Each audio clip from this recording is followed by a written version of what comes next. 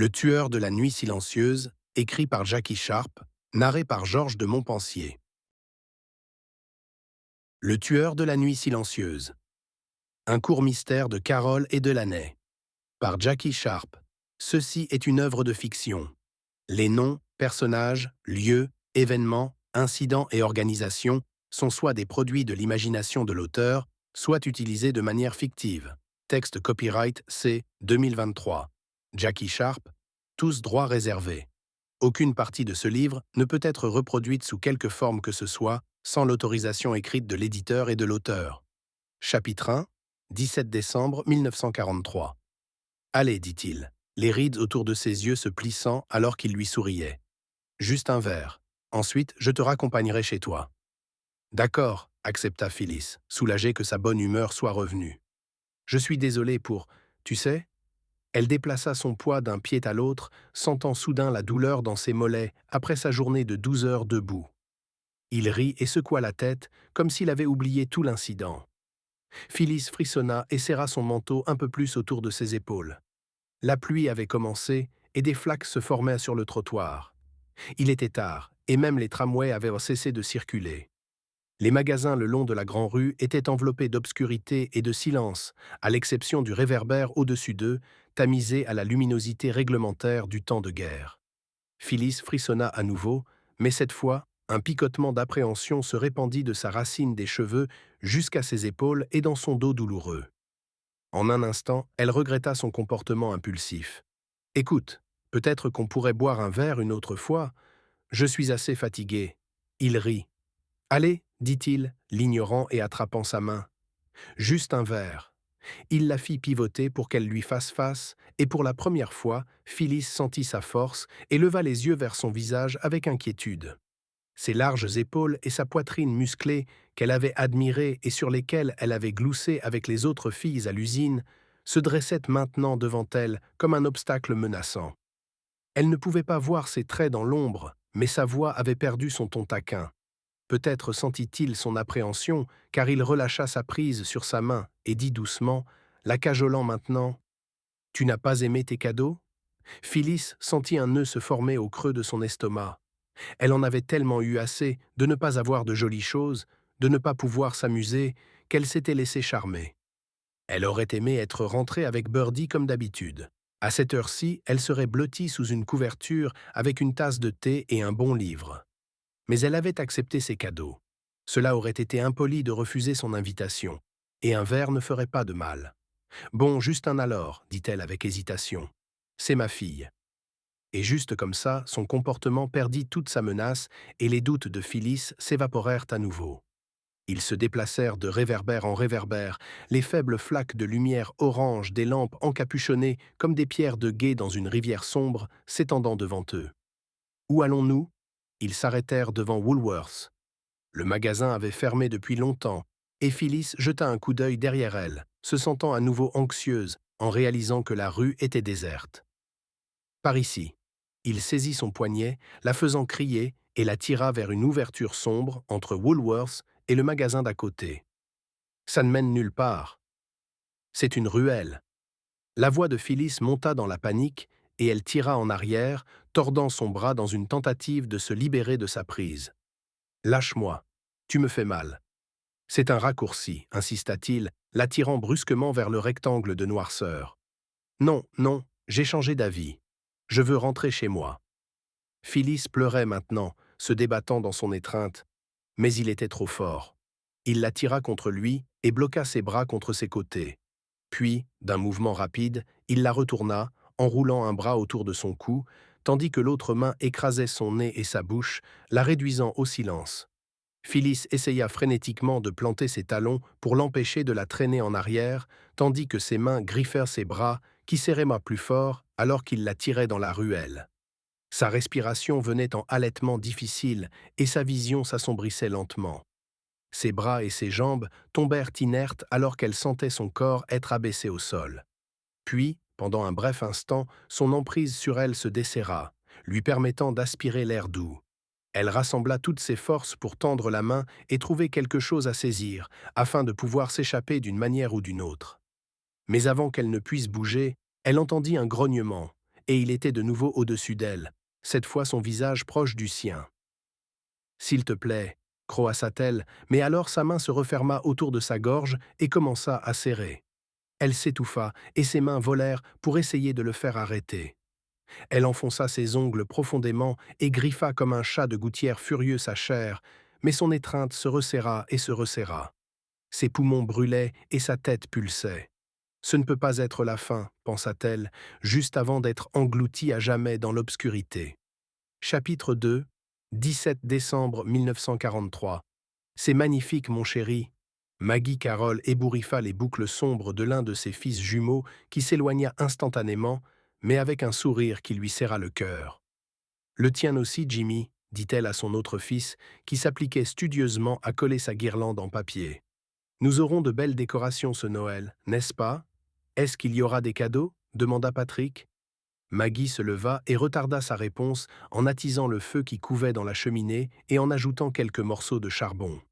Tandis que le feu reprenait vie en crachotant, elle se retourna vers ses fils, un sourire plaqué sur le visage. « Eh bien, il y aura peut-être un cadeau ou deux, mais savez-vous ce qui sera plus amusant que de recevoir des cadeaux ?» Ses deux fils secouèrent la tête à l'unisson, fronçant les sourcils, comme s'ils ne pouvaient imaginer quelque chose de plus amusant que de recevoir des cadeaux le jour de Noël. Fabriquer des cadeaux pour les autres. Elle se tint les mains sur les hanches et attendit que les garçons assimilent cette nouvelle idée, puis lui sourirent. « Qu'est-ce qu'on va fabriquer pour Birdie ?» demanda Patrick. « Une boîte pour tous ses bijoux. » James donna un coup de poing en l'air, ravi de son idée. « Ça semble très bien, » répondit Maggie d'un ton sérieux, bien qu'elle fût certaine que sa fille Bernadette ne possédait aucun bijou.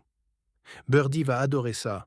Je suis sûr que M. Larkham vous aidera si vous le lui demandez poliment. » Si George était là, il aurait adoré passer des après-midi avec ses fils, à bricoler dans la remise du jardin, à fabriquer des cadeaux de Noël pour sa femme et sa fille. Mais il n'était pas là. Les yeux de Maggie se posèrent sur la photographie de son mari, fièrement debout dans son uniforme militaire, et elle sentit les larmes lui piquer les yeux. Il manquait tant de choses, mais elle était reconnaissante pour la gentillesse du vieil homme d'à côté et son affection évidente pour ses fils. « Ma défunte épouse était irlandaise, lui avait dit un jour M. Larkham. Vous écouter me fait penser à elle.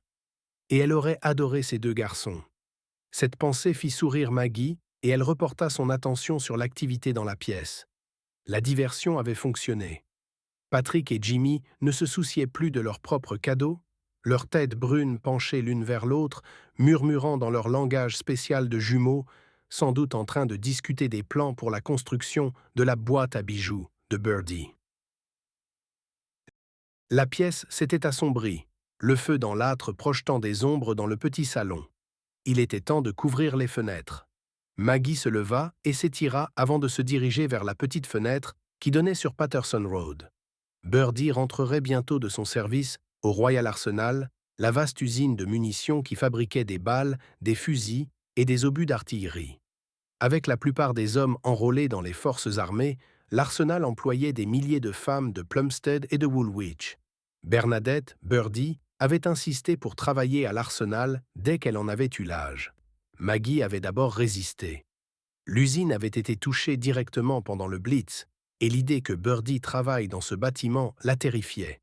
Maggie se souvenait trop bien de la façon dont le ciel s'était illuminé d'orange et de rouge au-dessus de Londres. Les grondements, les sirènes et les nuages de fumée noire qui avaient à planer au-dessus des rues pendant des semaines après.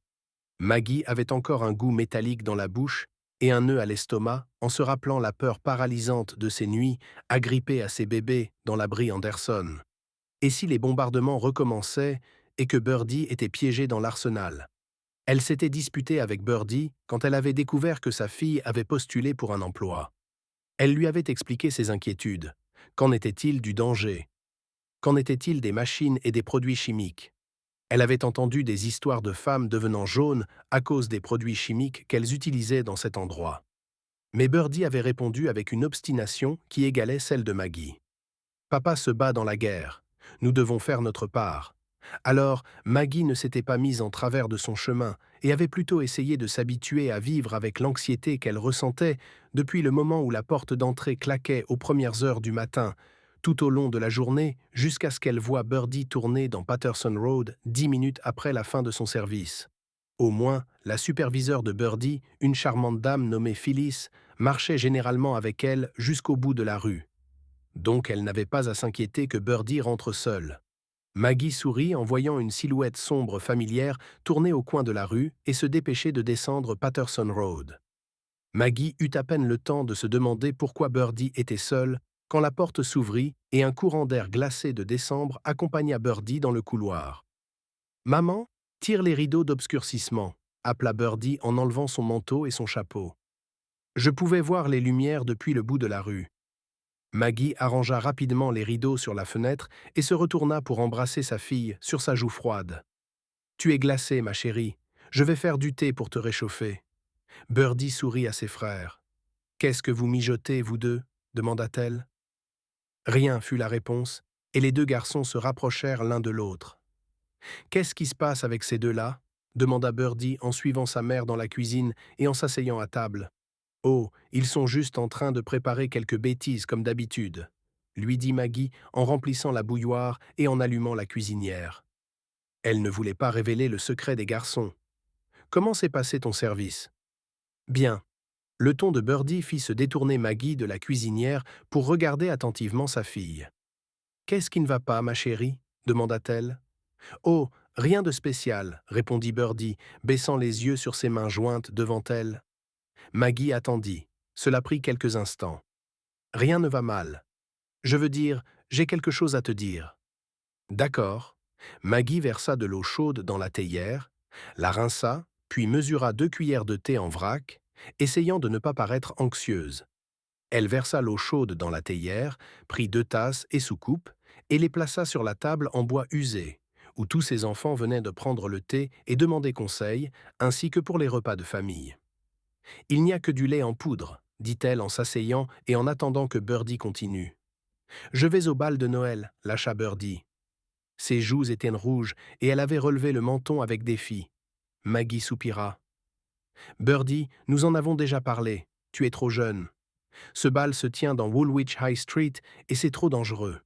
Avec tous ces soldats, ce n'est pas un endroit pour les jeunes filles comme toi. » Le menton de Birdie s'affaissa, son défi remplacé par la déception. « Maman, toutes les filles y vont. Je suis déjà mise à l'écart. » Birdie se mordit la lèvre. « Que veux-tu dire par mise à l'écart » demanda Maggie en tendant la main, mais Birdie se recula. « C'est... Je suis juste plus jeune, et elle parle de choses sans moi, expliqua-t-elle.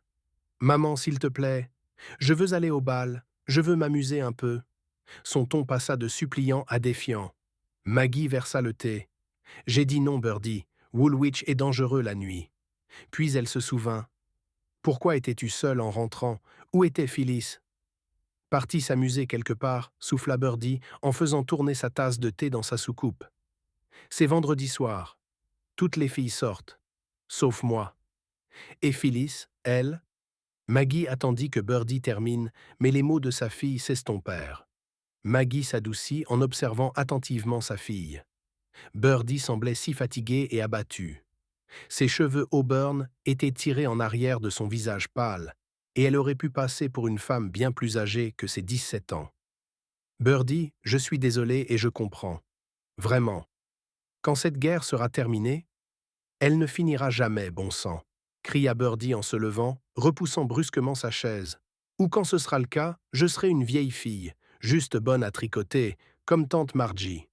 Ne sois pas ridicule, Birdie, dit Maggie, presque en riant à cette perspective. Birdie était si éloignée de la vieille tante amère de George, c'était absurde. Mais sa fille était déjà sortie de la cuisine. « Reviens t'asseoir, Birdie » cria-t-elle après elle. Maggie écouta les pas de sa fille résonner sur les escaliers en bois, puis elle entendit le grincement familier de la porte de la chambre. « Seigneur, donnez-moi la force » marmonna Maggie alors qu'elle restait seule dans la cuisine. Son esprit vagabondant vers l'époque où elle avait l'âge de Birdie, en Irlande avant. Tout cela. C'était hier, se réprimanda-t-elle en se levant de sa chaise et en s'affairant à préparer des toasts et du saindoux pour les garçons. Chapitre 3.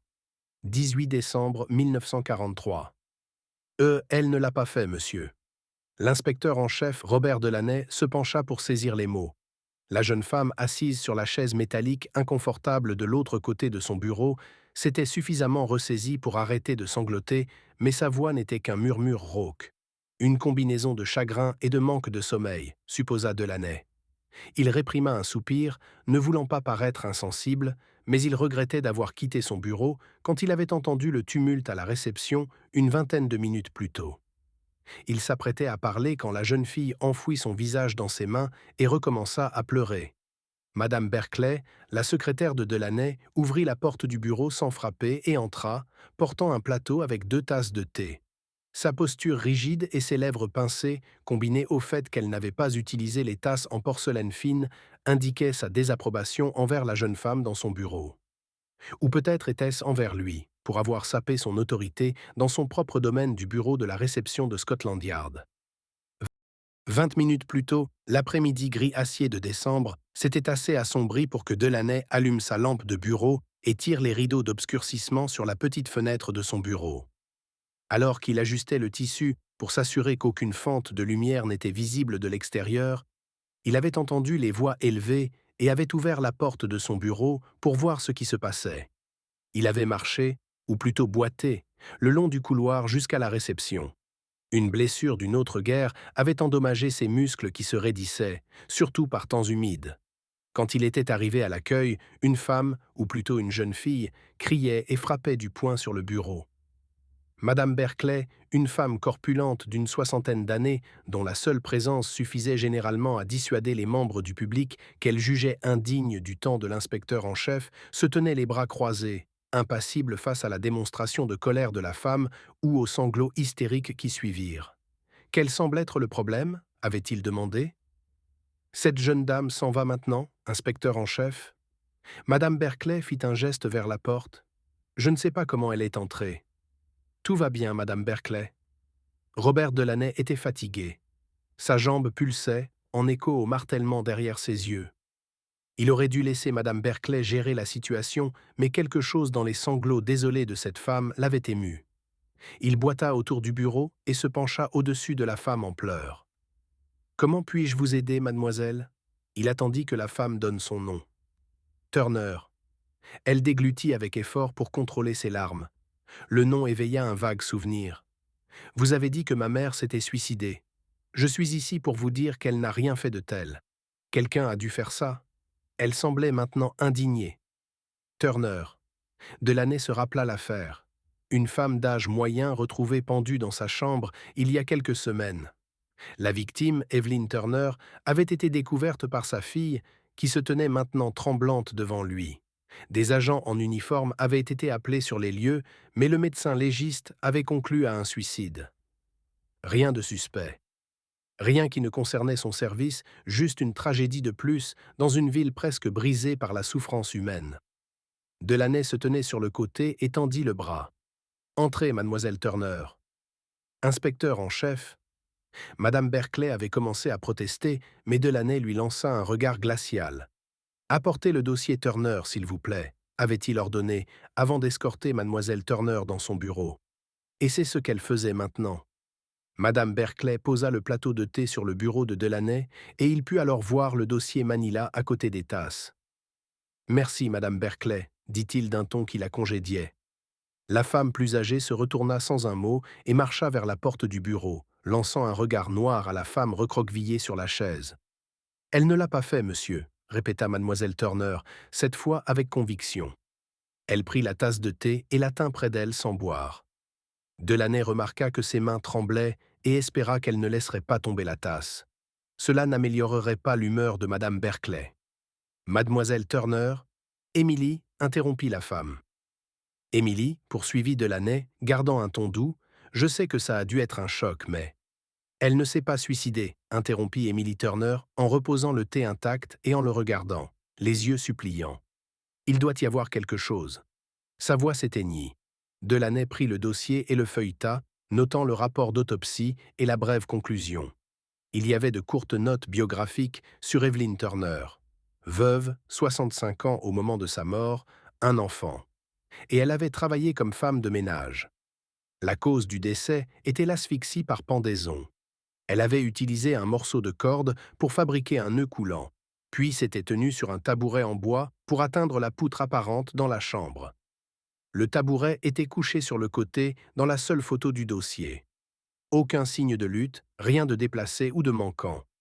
Il n'y avait rien là qui puisse faire se sentir mieux Émilie ou effacer l'image du corps pendu de sa mère qui la hantait probablement. Pourtant, Delaney hésita avant d'offrir les paroles officielles d'apaisement. Il était naturel de lutter contre l'horrible réalité qu'un être cher choisirait la mort plutôt que de rester avec vous. La dernière image de sa bien-aimée Élisabeth lui vint à l'esprit.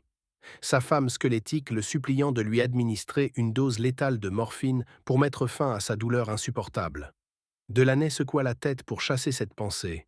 Cela faisait à peine un an, et il fallait un effort considérable pour évoquer le souvenir d'une version plus jeune et vivace de sa femme, et non l'enveloppe desséchée d'une femme fatiguée de s'accrocher à la vie qu'elle était devenue. « Monsieur ?» Delaney leva les yeux avec un sursaut, réalisant qu'il s'était perdu dans ses propres pensées. « Votre mère était-elle particulièrement inquiète de quelque chose ?» demanda-t-il. « Des problèmes financiers, peut-être ?»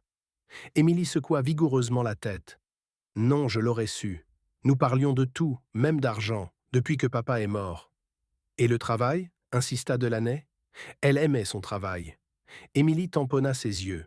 « Elle ne m'aurait jamais quitté, monsieur. »« Delaney. »« Inspecteur en chef Delaney, dit-il, la corrigeant automatiquement. « Vous voyez, mademoiselle Turner, Émilie, parfois les gens, même les plus proches de nous, pensent à des choses. » Il se corrigea. Parfois, les gens ne veulent pas inquiéter leurs proches avec leur fardeau. Et parfois, le fardeau devient trop lourd à porter. « Ce n'était pas comme ça, cria-t-elle, et son éclat de colère surprit Delaney. « Comment pouvez-vous le savoir ?» demanda-t-il, essayant de ne pas laisser transparaître son irritation. Les yeux d'Émilie commencèrent à se remplir de larmes à nouveau. « Je le sais parce que ma mère était une femme religieuse. Elle était catholique, pratiquante. Elle ne se serait jamais suicidée parce que c'est un péché. Et maintenant ? Maintenant, elle n'aura pas de service approprié. Elle n'ira pas au paradis. Elle n'aura même pas une tombe décente. » Elle baissa la tête pour sangloter à nouveau. Avant que Delaney ne puisse réagir, il y eut un coup fort à la porte et un agent en uniforme passa la tête à l'intérieur. « Désolé de vous interrompre, monsieur, mais quelque chose s'est produit. »« J'arrive tout de suite, agent. » Alors que l'homme se retirait, Delaney ferma le dossier. « Mademoiselle Turner, le mieux que je puisse faire est de revoir le dossier, voir s'il y a quelque chose que nous avons manqué. » Mais il s'arrêta et sourit à Émilie alors qu'elle relevait la tête et le regardait avec espoir dans ses yeux remplis de larmes. « Je ne fais aucune promesse. Vous devrez peut-être accepter cette terrible chose. Je suis vraiment désolé. » Émilie Turner se leva et lissa les plis de son manteau usé avant de tendre la main que Delaney serra. « Je sais que vous trouverez quelque chose, monsieur, » dit-elle, le menton relevé et le regardant avec ses yeux rougis. « Je sais que vous ne me décevrez pas. »« Où allons-nous, agent ?» demanda Delaney en s'installant à l'arrière de la Wolseley. « High Street de Woolwich, monsieur. »« Que savons-nous jusqu'à présent ?» L'agent Billy Hunter fit une pause comme pour rassembler ses pensées, puis, comme s'il récitait, lui donna les faits. « Jeune femme morte, pas encore identifiée, trouvée dans une ruelle derrière le Woolworths.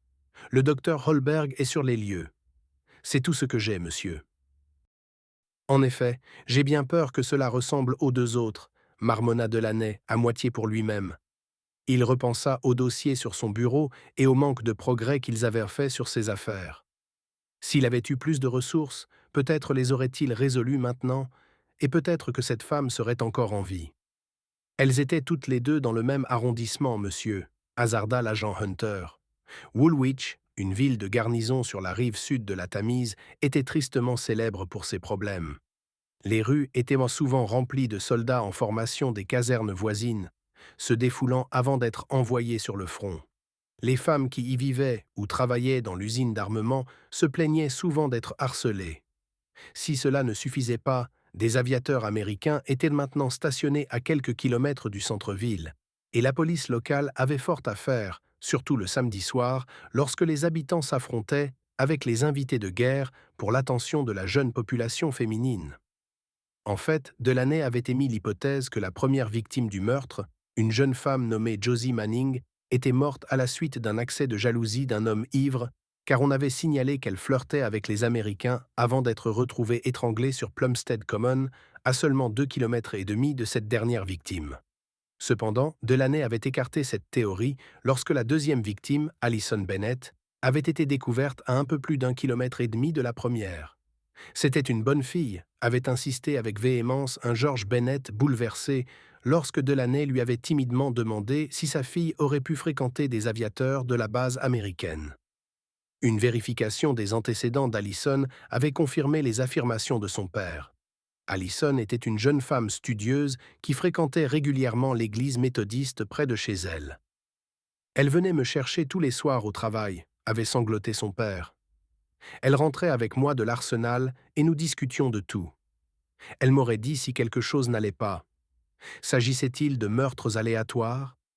Certes, les crimes violents étaient en augmentation, et avec le manque d'hommes valides disponibles, les forces de police étaient débordées. Maintenant, un troisième meurtre. Un autre dossier sur le bureau de Delaney, une autre vie arrachée, et d'autres proches incompréhensifs qui exigeraient des réponses qu'ils ne pouvaient pas donner. D'autres similitudes avec les autres victimes, demanda Delaney depuis le siège arrière. Il était impressionné par Billy Hunter. L'homme avait perdu un pied pendant la guerre et avait été renvoyé chez lui, mais dès qu'il s'était remis, il avait postulé dans la police. Son handicap signifiait qu'il n'avait pas été affecté comme agent de patrouille et passait beaucoup de temps derrière un bureau. Mais il était intelligent et tenace. Les forces de l'ordre avaient consacré du temps et de l'argent à adapter la Wolseley qu'il conduisait maintenant avec des commandes manuelles, ce qui signifiait que Delaney n'était pas le seul à penser que l'homme valait cet investissement supplémentaire. Delaney pensait qu'il ferait un excellent détective et avait demandé son détachement dans son équipe des crimes majeurs, gravement diminué. Pas assez d'informations pour l'instant, monsieur. S'il s'agit d'un meurtre, il est difficile de croire que c'est une coïncidence. Delaney grogna son accord et regarda par la fenêtre tandis que l'agent Hunter passait devant Whitehall et tournait vers le sud en direction du pont de Westminster. « Vous entendez quelque chose, inspecteur en chef » demanda le docteur Holberg en se redressant à côté de Delaney, griffonnant quelque chose dans un carnet. « Des chanteurs de Noël » répondit Delaney. « Ils sont à l'entrée principale. » Delaney serra la main du docteur Joseph Holberg. Il était heureux de le voir. Holberg était bon dans son travail. Non, mieux que bon. Il était le meilleur. Depuis plus de 10 ans, il était le pathologiste principal du laboratoire de la police métropolitaine et avait travaillé plusieurs fois avec Delaney. Il était méthodique et méticuleux. Son monde était celui de l'étude des détails macabres, des scènes de crime et des restes humains. Ses preuves au tribunal avaient prouvé l'innocence de nombreux hommes et femmes au fil des ans et en avaient envoyé beaucoup d'autres à la potence. Les deux hommes se tenaient côte à côte, tandis que des bribes de « Douce nuit, sainte nuit » leur parvenaient dans la sinistre ruelle où le dernier corps avait été trouvé. « Maudit Noël » marmonna Holberg, et Delaney savait exactement ce qu'il voulait dire. Ce n'était pas Noël qui offensait Holberg, même si Delaney supposait que le docteur était juif. Non, c'était encore un Noël de guerre. Une autre période austère à endurer avec de la nourriture rationnée, des pénuries de tout, pas de lumière scintillante, pas de fête. Pendant un instant, Delaney fut transporté au Noël d'avant la maladie d'Élisabeth, la nuit où ils avaient ri et marché bras dessus, bras dessous, en faisant des achats de jouets pour Robert Jr. Maintenant, Élisabeth n'était plus là, Robert Jr. était quelque part en Europe, et Delaney était ici à Londres, face à Noël et à une nouvelle année dans sa maison vide, pleurant toujours sa perte, tout comme Emily Turner. Delaney pensa à la femme endeuillée dans son bureau plus tôt, puis tourna son attention vers la femme morte à ses pieds et ressentit une douleur physique, creuse dans son estomac en imaginant la douleur de ses parents lorsque la nouvelle de leur perte dévastatrice leur serait annoncée. Il était si fatigué de toute cette souffrance. Il y avait tant de familles dont le seul souhait de Noël serait d'avoir des nouvelles que leurs garçons étaient sains et saufs ou en route pour rentrer, et beaucoup d'autres dont l'espoir s'était déjà éteint. Ce sera terminé avant Noël. C'est ce que tout le monde avait dit en 1939, quand tout le pays avait été emporté par la ferveur patriotique. On va montrer à Hitler, ce sera fini en un rien de temps. Les voilà, face au 5e Noël avec une résignation lasse. Delaney soupira. « Pauvre petite » dit Holberg, interprétant mal le soupir de Delaney et le ramenant de ses pensées. « Que savons-nous » demanda Delaney. « Son nom est Phyllis Eaton. J'ai trouvé son identification dans sa poche, ainsi qu'une petite somme d'argent. Celui qui a fait ça, il ne la volait pas. Comment? Strangulation, j'en suis sûr. J'en saurai plus quand je l'aurai ramené à la morgue, répondit Holberg à la question de Delaney avant qu'il ne puisse la finir. Et je pense qu'elle est là depuis hier soir, inspecteur en chef. Est-ce que celle-ci ressemble aux deux autres? Demanda Delaney avec hésitation, ne voulant pas entendre la réponse, bien qu'il la connaisse déjà. J'en ai bien peur. Delaney baissa les yeux vers la femme morte allongée sur le ventre dans les ordures, la tête tournée sur le côté. Holberg tenait une lampe à gaz et Delaney l'entendit siffler lorsqu'il s'accroupit, éclairant le visage de la femme. Delaney ne put s'empêcher de frémir en voyant ses yeux ouverts et vides et sa lèvre supérieure légèrement retroussée, comme si elle grognait. Vous voyez ces marques? Holberg écarta le col du manteau de la femme avec un stylo pour révéler des ecchymoses violacées sur le côté de son cou. Étranglée avec une corde ou à main nue, supposa Delaney. Difficile à dire, inspecteur en chef. Le transport devrait arriver bientôt et je l'examinerai correctement ce soir. Mais on peut affirmer à ce stade que nous avons un autre meurtre sur les bras. Bon Dieu, 3 femmes en autant de semaines. Et pas une seule piste, pas le moindre progrès. Avez-vous trouvé quelque chose qui pourrait nous aider? Holberg se redressa et leva la lampe, provoquant des bruits de froissement et de mouvement alors que les rats fuyaient la lumière. Vous voyez tous ces déchets? Presque impossible de dire si le tueur a laissé quoi que ce soit. Qui l'a trouvé? Un homme éméché venant du pub là-bas. Delaney regarda dans la direction indiquée par Holberg et vit un portail qu'il savait mener à l'entrée arrière du King and Castle, un repère favori des militaires britanniques et américains et la source de la plupart des interventions des agents locaux. Quand? Il y a quelques heures à peine. Il prenait apparemment un raccourci pour rentrer chez lui. En retard pour son thé, a-t-il dit. Il a trébuché sur elle dans l'obscurité. Monsieur? L'agent Billy Hunter se tenait à quelques pas, prenant soin de ne pas s'approcher de la scène de crime. Qu'y a-t-il, agent? Nous avons une adresse pour la victime, monsieur.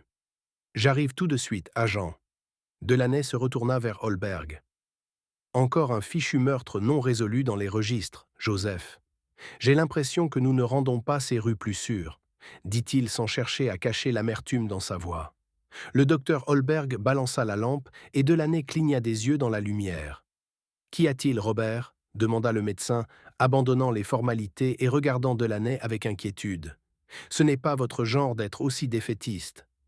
J'aimerais juste faire un meilleur travail pour empêcher, eh bien, ça. Delaney fit un geste vers la femme étendue à ses pieds. Vous n'êtes pas responsable de tout le mal qui se passe dans les rues. Nous faisons tous de notre mieux avec les ressources dont nous disposons, mon vieux. De sa main libre, Holberg tapota l'épaule de Delaney. Je vous contacterai demain. Merci, Joseph. Oh, il y a autre chose. Delaney se retourna vers Holberg. Vous vous souvenez de l'affaire Turner? Un suicide? Holberg réfléchit un instant. Oui, je m'en souviens. Pourquoi quelque chose ne va pas? Delaney secoua la tête. Non, je pense que nous avions raison. Mais pourriez-vous jeter un autre coup d'œil au dossier, s'il vous plaît? Juste au cas où? Le docteur Holberg acquiesça avant de retourner s'occuper du corps sans vie. Phyllis Heaton partageait un petit appartement dans une rue résidentielle tranquille de Plumstead. Cela soulevait la question, pensait Delaney en frappant à la porte d'entrée, où Phyllis allait-elle vendredi soir? La rue principale de Woolwich n'était pas sur son chemin de retour. Quelqu'un, peut-être le tueur, l'avait-il invité au King and Castle? La porte s'entr'ouvrit et une voix nerveuse demanda « Qui est-ce? Que voulez-vous » Il fallut quelques minutes d'explication et l'agent Hunter montrant sa carte de police pour que Christine Chatsworth, la colocataire de Phyllis, les laisse entrer. D'un ton grave, Delaney expliqua pourquoi ils étaient là. Christine, une jeune fille frêle qui ne paraissait pas avoir plus de 15 ans, reçut la nouvelle de la mort de Phyllis dans un silence stupéfait. Sa main vola à sa bouche quand Delaney lui dit qu'il soupçonnait un meurtre et tout son corps se mit visiblement à trembler. L'agent Billy Hunter l'aida à s'asseoir sur un canapé usé dans le salon encombré, puis prépara une tasse de thé dans la minuscule kitchenette. « Vous n'avez pas trouvé étrange que Phyllis ne soit pas rentrée hier soir » demanda Delaney. Christine avait enveloppé ses deux mains autour de sa tasse de thé, comme si la chaleur allait empêcher son corps de trembler. « Je ne savais pas, » murmura-t-elle, si doucement que Delaney dut se pencher vers elle pour l'entendre. « Je viens de rentrer de chez mes parents. Je suis arrivé cet après-midi. Je pensais simplement que Phyllis était au travail. Sortait-elle souvent? Au pub, peut-être » Christine parut choquée. Non, elle ne sortait presque jamais. Surtout pas après le travail. Elle était toujours si fatiguée. Où travaillait-elle? Au Royal Arsenal. Elle était superviseure, je crois. Vous ne savez pas? Insista Delaney. Non, elle n'avait pas le droit de parler de son travail. Il fabrique ben des armes et des choses pour la guerre. Certaines sont très secrètes. Elle prenait son travail très au sérieux. Pouvez-vous penser à une raison pour laquelle elle se trouverait dans Woolwich High Street? Christine agita la main comme si la réponse flottait dans l'air autour d'elle. Non, je ne vois aucune raison. Sauf, insista Delaney, parfois elle raccompagnait les autres filles chez elle. Vous savez, les filles qui travaillaient avec elle, certaines sont très jeunes. Pouvez-vous penser à quelqu'un en particulier? Christine réfléchit un moment. Le seul nom qui me vient à l'esprit est celui d'une fille appelée Bernadette. Je m'en souviens parce que Phyllis disait qu'elle aimait qu'on l'appelle Birdie. Il était tard lorsque l'agent Hunter déposa Delaney devant chez lui. C'est dimanche demain, agent, dit Delaney en sortant de la voiture. Passez du temps avec votre famille. Je prendrai le tramway pour aller au bureau. Oui, monsieur. Merci, monsieur. À demain au bureau. La maison de Delaney était plongée dans l'obscurité, se découpant contre le clair de lune. Madame Jameson, sa gouvernante, avait consciencieusement tiré les rideaux d'obscurcissement sur toutes les fenêtres, comme dans toutes les maisons de la rue. Mais pour Delaney, même sans eux, sa maison semblait toujours sombre et vide ces jours-ci. Delaney remercia silencieusement Madame Jameson lorsque la chaleur du feu qu'elle avait allumé dans le salon et l'odeur de la soupe l'accueillirent alors qu'il accrochait son manteau et délaçait ses chaussures, les plaçant sur le paillasson près de la porte. Élisabeth avait insisté pour qu'il garde la gouvernante tout au long de sa maladie afin qu'il puisse continuer à travailler. Il avait voulu rester à la maison, jaloux de la moindre heure que quelqu'un d'autre passait avec sa femme bien-aimée. Mais Élisabeth avait eu raison. Maintenant qu'Élisabeth n'était plus là, il s'appuyait sur son travail et était reconnaissant pour le but quotidien qui l'empêchait de sombrer dans un abîme de chagrin et d'apitoiement sur soi. Après avoir mangé la soupe qu'il avait réchauffée sur la cuisinière, Delaney se servit un bon whisky de sa réserve d'avant-guerre qui s'amenuisait et s'assit, contemplant les braises rougeoyantes du feu. C'était dimanche demain. Il serait au bureau comme d'habitude. Il n'avait jamais été un grand pratiquant, et depuis Élisabeth, eh bien, il n'en voyait plus l'intérêt. Il pensa à son fils, Robert, parti se battre quelque part en Europe, et il adressa une prière à Dieu pour qu'il veille sur lui. « Vous me devez bien ça », marmonna-t-il en prenant une autre gorgée de son whisky. Il songea à allumer la radio pour écouter les informations de la BBC à minuit.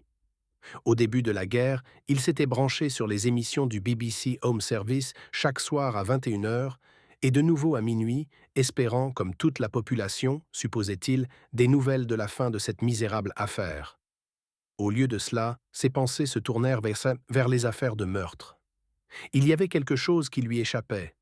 3 jeunes femmes tuées dans des attaques apparemment aléatoires. Billy et lui n'avaient trouvé aucun lien entre les 3, bien que l'enquête sur le meurtre de Phyllis Eaton n'en soit qu'à ses débuts. Les meurtres de jeunes femmes étaient suffisamment rares, même en ces temps violents, pour que Delaney ne puisse imaginer que les meurtres soient une coïncidence. Demain, il suivrait la piste de la fille que Phyllis raccompagnait apparemment chez elle pour voir si elle savait quelque chose. Peut-être que demain serait meilleur. Sauf que ce ne serait pas le cas. Demain, bien que ce soit dimanche et officiellement son jour de congé, il savait que le commissaire divisionnaire Charles Walden attendrait une mise à jour. Walden était une légende à Scotland Yard. Il avait gravi les échelons, était devenu inspecteur en chef détective, le même rang que Delaney occupait maintenant, à l'âge de 35 ans. Il avait résolu plusieurs affaires très médiatisées, puis, au début de la guerre, il avait désamorcé seul une bombe rudimentaire à Piccadilly Circus, posée par des radicaux irlandais. Il avait reçu la médaille du roi pour bravoure pour cette action. Walden était bruyant, direct et juste. Delaney se souvenait de ce qu'il avait dit aux funérailles d'Élisabeth. La porte est toujours ouverte, Bob, lui avait-il dit brusquement en lui serrant l'épaule. Je le pense vraiment. Je le pense vraiment. Après le deuxième meurtre, Walden avait demandé à voir les dossiers de l'affaire. Vous pensez que c'est le même tueur, Bob avait-il demandé. Oui, monsieur. Quand Delaney avait demandé plus de ressources, plus d'hommes, Walden avait refusé. Je ne peux pas me passer d'un seul homme. Il y a trop de choses en cours. J'ai besoin de tous les hommes que je peux avoir. Je ne peux pas trop vous en dire, mais nous pensons qu'il y a des fuites d'informations. Des espions partout, bon sang. Nous pensons que des radicaux irlandais travaillent avec ces sacrés nazis. Désolé, Bob. Vous allez devoir être créatif sur ce coup-là. Delaney avala la dernière gorgée de son whisky, sentant la brûlure satisfaisante au fond de sa gorge, et se demanda comment diable il était censé faire ça. Il s'était réveillé au son des carillons de l'horloge de cheminée à 3 heures du matin. Il avait titubé jusqu'à sa chambre, grimaçant au contact des draps froids, et était tombé dans un sommeil agité, rêvant de femmes mortes et de chœurs chantant douce nuit. Il se réveilla de nouveau lorsque la lumière grise du matin de décembre s'infiltra par les fentes des rideaux d'obscurcissement. Et il se prépara mentalement pour une nouvelle journée. Chapitre 4. 19 décembre 1943. Bonjour, monsieur. Le dimanche avant Noël, et Madame Berkeley était déjà à son bureau lorsque Delaney arriva à Scotland Yard. Il avait fait suffisamment jour pour qu'il puisse voir Big Ben affiché 8 heures du matin lorsqu'il était descendu du tramway à Victoria Embankment. Comme tout Londres, le cadran illuminé de Big Ben avait été tamisé depuis le début de la guerre. Pour une raison quelconque, la perte de ce repère familier dérangeait Delaney plus que l'absence de lumière festive. Mrs. Berkeley tapait à la machine à écrire, impeccablement vêtue comme d'habitude. Delaney prit immédiatement conscience de son apparence débraillée. Il s'était extirpé du lit et avait passé plusieurs minutes à masser sa jambe raide avant de pouvoir se traîner jusqu'à la salle de bain. Mrs. Jameson lui avait laissé une chemise propre, mais il s'était contenté de s'asperger le visage d'eau froide sans prendre la peine de se raser avant de partir prendre le tramway. « Bonjour, Mrs. Berkeley. Vous n'êtes pas à l'église ce matin ?» Delaney n'avait pas voulu que cela sonne comme un reproche, mais il réalisa dès que les mots sortirent de sa bouche que sa secrétaire si guindée pourrait interpréter la remarque de cette façon. « J'ai assisté à l'office matinal, puis je suis venu directement ici, monsieur, » répondit-elle calmement, sans que son tapotement ne faiblisse le moins du monde. « Merci pour votre dévouement, Mrs. Berkeley. Aujourd'hui ne sera pas un jour de repos pour notre service, j'en ai peur. »« Non, monsieur, ces pauvres femmes. » Mrs. Berkeley commentait si rarement les affaires que cela fit s'arrêter Delaney pour la dévisager. « Oui, eh bien je ferai de mon mieux pour attraper le monstre responsable, » dit-il doucement. « J'en suis sûr, monsieur. Je vous apporterai votre thé dans un instant. » L'agent Hunter arriva et suivit Delaney de la réception à son bureau. Delaney étala les dossiers sur le bureau et fit signe à l'agent Hunter de s'asseoir. Billy se pencha en avant avec impatience, son crayon suspendu au-dessus d'un carnet ouvert. Avant que Delaney ne puisse commencer, Mrs. Berkeley arriva avec 2 tasses de thé en équilibre sur un plateau et une enveloppe Manila sous le bras. « Un messager du cabinet du docteur Holberg vient de livrer ceci, » dit-elle en posant le plateau sur le bureau de Delaney. Le docteur Holberg avait dû travailler toute la nuit. L'enveloppe contenait un rapport préliminaire sur Phyllis Eaton, accompagné de quelques photographies granuleuses. Delaney s'adossa et le lut attentivement, essayant de comprendre l'impact des conclusions médicales de Holberg sur l'affaire. « Bien, agent. Holberg confirme que Phyllis a été tuée vendredi soir. Elle a été étranglée, comme en témoignent les capillaires éclatés et les minuscules hémorragies sur son visage et son front. Le tueur avait serré si fort que ses pouces avaient à laisser des ecchymoses sur le cou de Phyllis. » L'agent Hunter l'interrompit. « Josie Manning n'avait-elle pas des ecchymoses similaires ?» Delaney acquiesça. « Holberg a déjà comparé les ecchymoses et est certain que nous avons affaire au même homme. »« Définitivement un homme, monsieur ?» Delaney prit une profonde inspiration et expira lentement avant de répondre. « S'il ne s'agissait que d'Alison Bennett, je n'en serais pas si sûr. Mais Josie et Phyllis étaient toutes deux des femmes bien bâties et plutôt grandes. Et il faut beaucoup de force pour étrangler quelqu'un en le maintenant immobile pendant qu'il se débat. » Ils restèrent tous deux silencieux un moment, assimilant l'horreur de la situation. « Autre chose, monsieur ?» Holberg pense que Phyllis s'est défendue. Il y avait du sang et de la peau sous ses ongles. Celui qui a fait ça aura de vilaines égratignures, probablement sur les mains ou les bras. C'est déjà quelque chose, monsieur, répondit Hunter, une note d'optimisme dans la voix. Ça le sera quand nous l'aurons enfin attrapé, acquiesça Delaney, pour autant que nous le trouvions avant que ça ne guérisse. Qu'avez-vous, agent? J'ai vérifié au Royal Arsenal après vous avoir déposé. Il travaille toute la nuit, alors j'ai trouvé un contremaître qui connaissait Phyllis. Elle était appréciée, bonne dans son travail. En fait, elle avait récemment été promue superviseur et était respectée par ses collègues de l'équipe. Il ne savait pas si elle avait un petit ami. Son service se terminait à 17 heures vendredi, et elle a pointé comme d'habitude. Après ça, il ne savait rien. Billy Hunter leva les yeux de ses notes. Il était assez bouleversé, monsieur. Ça semblait sincère. Delaney hocha la tête. Bon travail. Et cette fille Bernadette? Birdie? Billy consulta à nouveau ses notes. Bernadette Carroll, j'ai une adresse pour elle. Chapitre 5, 19 décembre 1943. Maggie n'avait pas mis les pieds dans une église depuis qu'elle était une petite fille en Irlande. Elle ressentait parfois une pointe de culpabilité de ne pas avoir inculqué une discipline religieuse à ses enfants, mais elle se rassurait en se disant que George et elle avaient élevé des enfants gentils et bien éduqués qui respectaient les autres, sans avoir besoin de visites dominicales régulières à l'église Saint-Joseph. Mais à cet instant, Maggie aurait souhaité que sa fille puisse passer 2 heures ce dimanche à écouter le prêtre marmonner en latin, puis à confesser ses péchés, car l'humeur de Birdie était comme un nuage noir sur le foyer. Birdie était rentrée du travail samedi et immédiatement elle et Maggie s'étaient disputées.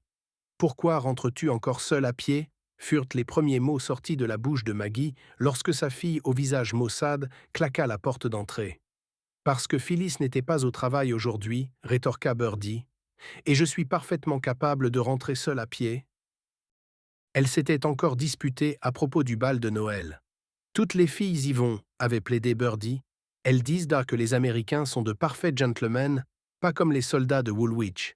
Et il y aura des cadeaux comme des bonbons et des bas nylons. » Des bonbons? Qu'est-ce que c'est? Peu importe, tu ne peux pas accepter des cadeaux de garçons que tu ne connais pas. Ce n'est pas un comportement respectable, Birdie. Mais ça n'a pas d'importance parce que tu n'iras pas à ce bal, point final. Maggie avait eu le dernier mot, mais Birdie était montée en trombe à l'étage et avait refusé de descendre pour le thé. Ce matin-là, Maggie et Birdie avaient à peine échangé 2 mots, et même les garçons se chamaillaient, comme contaminés par l'ambiance maussade qui régnait dans la maison. Lorsqu'on frappa à la porte, Maggie fut soulagée par cette distraction. Peut-être était-ce M. Larkham qui venait proposer d'emmener les garçons pour l'après-midi. Ce n'était pas M. Larkham. L'estomac de Maggie se noua lorsqu'elle vit un policier et un autre homme sur le pas de sa porte. « Oh mon Dieu, est-ce qu'il s'agit de George ?» Les mots restèrent coincés dans sa gorge, mais elle les força à sortir. « George? Non, non, rien de tel, » répondit le policier, comprenant visiblement la raison de sa détresse. « Je suis l'agent Hunter, et voici l'inspecteur-chef Delaney. Nous aimerions parler à Bernadette Carroll. Est-ce vous? Bernadette? Delaney? » Maggie était confuse, mais le nom Delaney lui disait quelque chose. Elle regarda l'autre homme, et il y avait quelque chose de familier chez lui. Quelque chose dans ce regard direct, ses yeux bleus.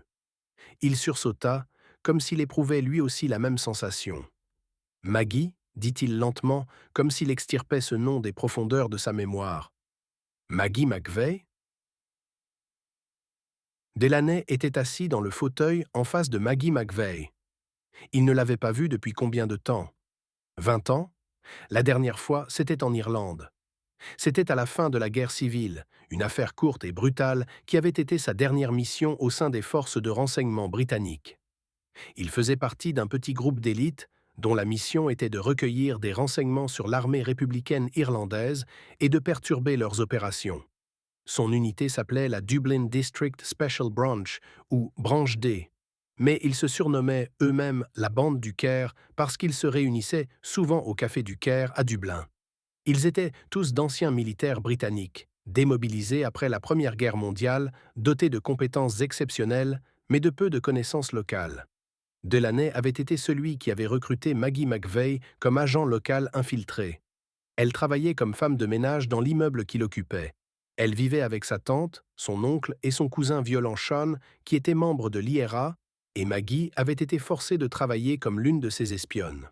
Mais Maggie s'était rebellée quand Sean avait prévu de faire exploser une bombe visant une famille britannique et leur bébé. Elle avait demandé l'aide de Delaney. En retour, elle avait sauvé la vie de Delaney le dimanche sanglant. 18 membres de la branche D étaient sous surveillance depuis plusieurs semaines, leur couverture totalement grillée. Le matin du dimanche 20 novembre, des assassinats minutieusement planifiés de la bande du Caire commencèrent au 28 Pembroke Street à Dublin. L'IRA passa d'un endroit à l'autre, tuant les agents britanniques jusqu'à ce qu'il y ait 14 hommes morts. Un autre décéda plus tard à l'hôpital. Delaney aurait pu être l'un d'entre eux. Il avait été grièvement blessé, recevant une balle dans la jambe.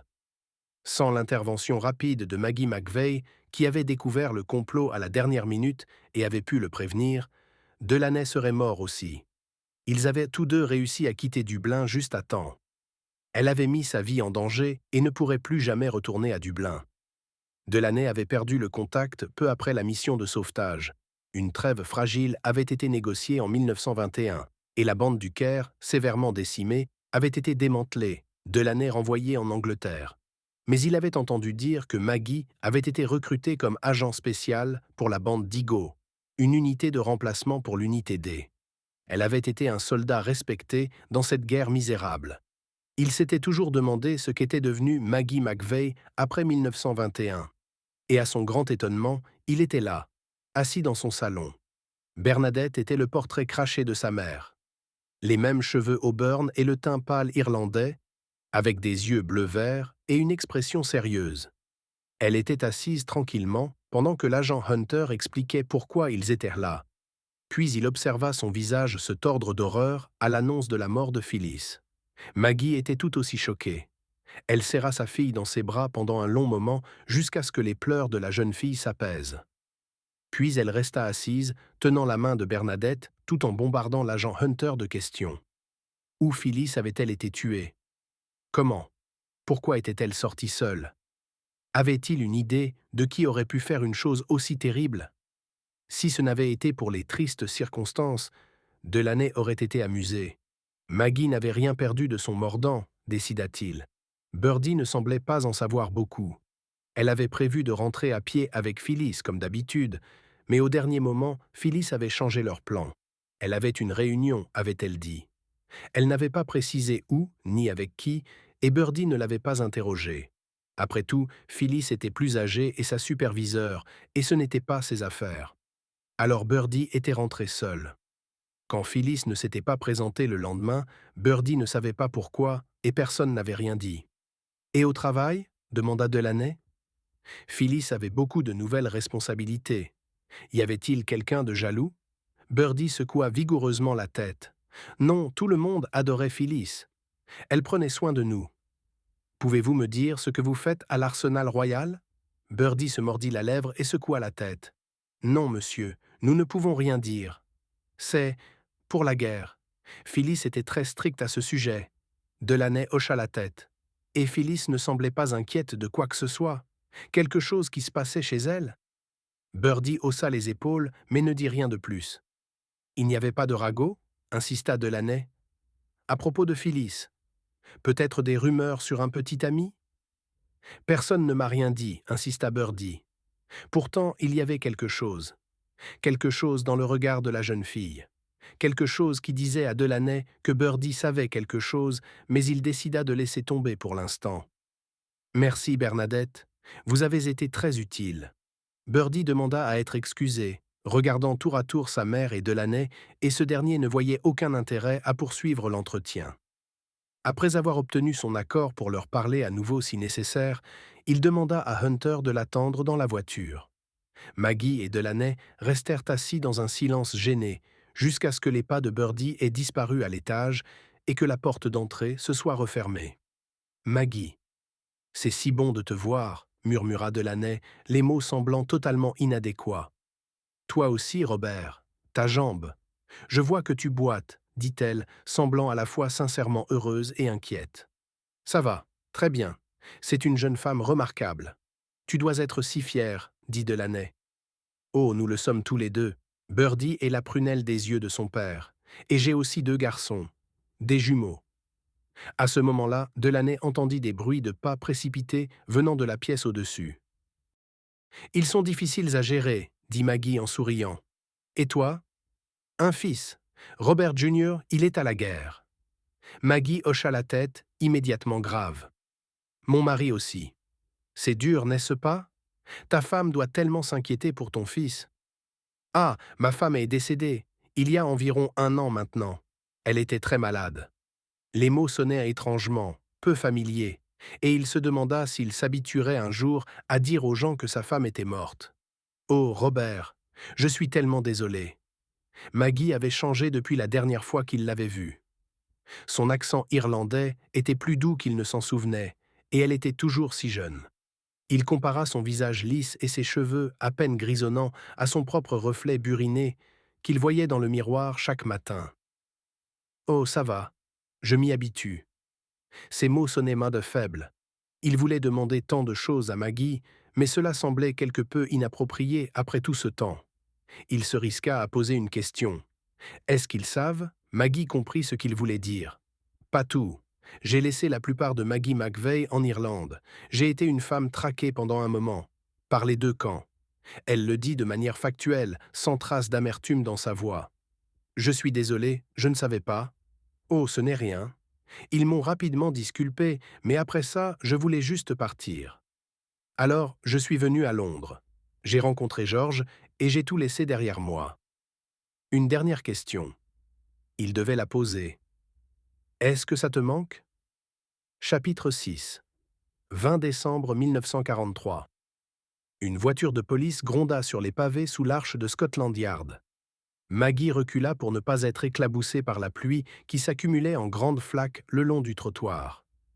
Cela faisait longtemps que Maggie n'avait pas marché le long de Victoria Embankment, et elle se souvenait que la dernière fois, il faisait soleil et elle tenait la main de George alors qu'il se promenait depuis le palais de Westminster, profitant des jardins en chemin et saluant les bateaux sur la Tamise.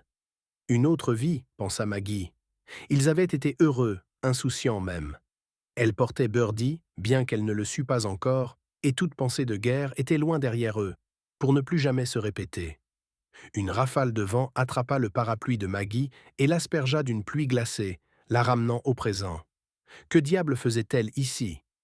Elle leva les yeux vers l'arche et décida de faire demi-tour. Le passé devait rester fermement dans le passé. Elle avait été prise par surprise quand Delaney avait demandé son aide. Elle aurait dû dire non. Comment pouvait-elle possiblement aider dans une enquête pour meurtre? Mais Robert Delaney était persuasif, et finalement, elle avait accepté de regarder les dossiers. Voir si quelque chose lui sautait aux yeux, quelque chose qu'ils auraient à manquer. Et puis il avait conclu, « 2 jeunes femmes sont en danger », avait-il dit, « des jeunes femmes comme Birdie. »« Je peux vous aider, mademoiselle ?» Un jeune homme en uniforme de police la regardait depuis la fenêtre d'une voiture de police qui s'était arrêtée à côté d'elle. Elle reconnut le même agent qui avait accompagné Delaney la veille.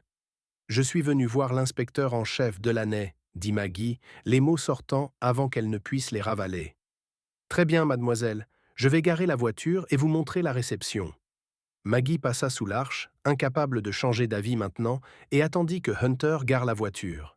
Il sortit et marcha vers elle, se balançant d'une démarche maladroite. « Après vous, madame Carroll. » Il fit un geste vers une porte d'entrée, marquée « Bureau ». Maggie se retrouva alors dans un couloir faiblement éclairé, aux murs gris sans caractère et aux sols en bois sombre. Ça sentait le tabac et l'encaustique.